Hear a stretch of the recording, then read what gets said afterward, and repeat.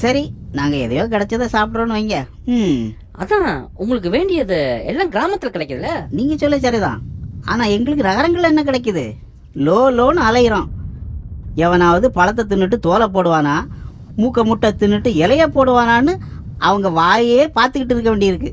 புல்லை குனிஞ்சு குனிஞ்சு பார்த்து சாப்பிட்ட நமக்கு இப்போ அடுத்தவ வாயை பார்த்து பார்த்து கழுத்து வலியே வந்துடுச்சு. ஐயோ, இந்த குறையெல்லாம் யார்கிட்ட போய் சொல்கிறது? அதான் வீட்டுக்கு வந்த மாட்டு தீவனம், பருத்தி கொட்டை, புண்ணாக்குன்னு வைக்கிறாங்கல்ல. அதெல்லாம் சும்மாங்க. நம்ம மடியில் இருக்கிற பாலை கறக்கிறதுக்கு கொடுக்குற லஞ்சம் தான் அது. என்ன இப்படி சொல்லிட்டீங்க? பின்ன என்னவா? பாடுற மாட்டை பாடி கறக்கணுமா, ஆடுற மாட்டை ஆடி கறக்கணுமா? நம்ம பிள்ளைங்க அப்போ தான் பாலை குடிக்க துள்ளிக்கிட்டு வரும். மடுவில் வாயை வச்சு ஒரு உரி உறிஞ்சதுக்குள்ள அதை பிடிச்சி கட்டி போட்டு மொத்தமாக கறந்துடுறாங்க. ஓ காட். நம்மளோட பாவி மனசு கண்ணுக்குட்டி வாயை வச்சதும் பாசத்தில் பாலை கறந்து குடிச்சிடுறோம். கறக்கிறதே கறக்குறீங்க, அதுகளுக்கு கொஞ்சம் விட்டு வைக்கக்கூடாதா? கடைசியில் அவுத்து விட்டு அதுகளுக்கு என்ன கிடைக்கும்? பாலா கிடைக்கும்? வெறும் காற்று தான் கிடைக்கும்.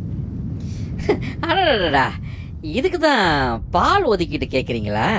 ஆமாம்மா, எங்களுடைய முக்கிய கோரிக்கையே என்னென்னா, எங்கள் கண்ணுகளுக்கு 4/1 பங்கு பாலை கொடுக்கணுங்கிறது தான்.